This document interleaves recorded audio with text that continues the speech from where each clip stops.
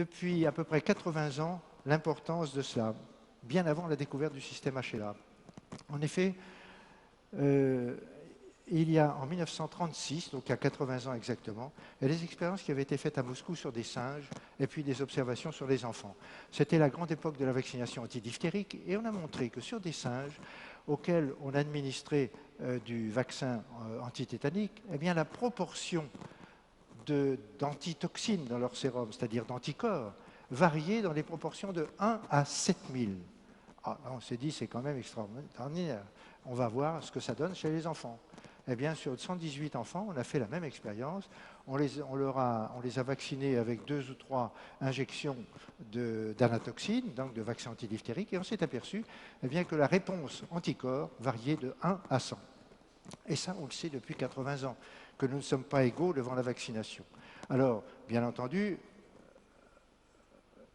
si on généralise ça, les vaccins sont des produits standards qu'on administre à des sujets qui sont tous différents. Et évidemment, le résultat ne peut pas être stéréotypé. A1B8DR3, par exemple, c'est un groupe de gènes HLA qui prédispose à l'auto-immunité. Et j'en ai un exemple précis. Une de mes collègues, qui est d'ailleurs dans la salle, arrivée à la retraite avec son mari, ils étaient professeurs tous les deux, et leur médecin leur a dit « Oh, ben, vous êtes en retraite, vous allez voyager beaucoup, vous allez aller en Asie du Sud-Est et vous allez choper l'hépatite B, donc faites-vous vacciner. » Résultat, ben, madame est toujours vivante, mais monsieur est mort 3 ans après de la maladie de Charcot. Eh bien, il s'est révélé qu'effectivement, il était porteur du groupe A1B8DR3. Bien.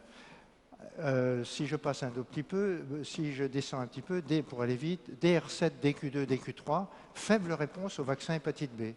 Si vous êtes A1B8DR3, il y a plus forte raison si vous êtes homozygote, ce qui peut très bien se produire, ben votre réponse au vaccin hépatite B est pratiquement nulle.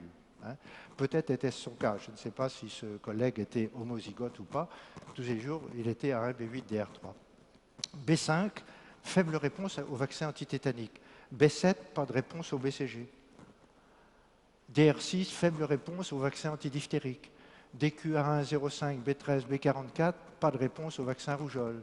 AW24, B5, pas mauvais répondeur pour le vaccin de la rubéole. Donc vous voyez que pour chacun des vaccins, on trouve des HLA qui n'entraînent pas de réponse immunitaire correcte.